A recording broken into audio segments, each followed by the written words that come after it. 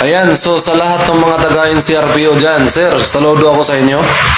Ayan, so ito yung update guys, na kung saan nasakutin nila yung mga Chinese national na dito nagpupugad sa atin, especially sa Taguig, na kung saan sa isang kondominium doon nila nasakuti at nagtatago na itong na mga high power na baril.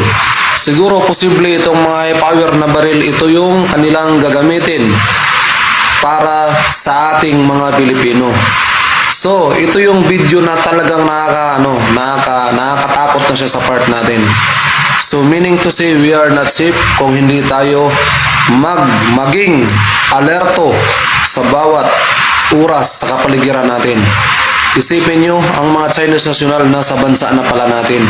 Ito yung video guys, panoorin nyo. Huwag kalimutang mag-like at share para lagi po tayong updated sa aking i-upload na video. Panoorin po ang video na ito. Maraming salamat. Suwaran, pinasok ng mga tauhan ng NCRPO ang townhouse na ito sa isang exclusive subdivision sa Taguig.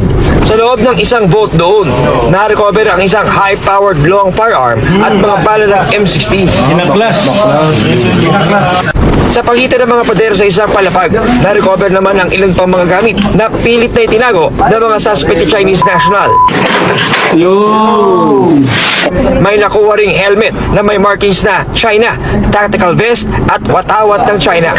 Ayon sa NCRPO, nakakuha ng tip ang kanilang intelligence units tungkol sa armas na itinatago ng mga dayuhan. Kaya nag-apply sila ng warrant para mapasok ang bahay.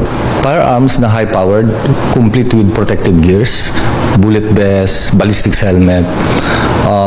Pandigma ito na mga armas. Easy gun ladder at ano yung personality niya.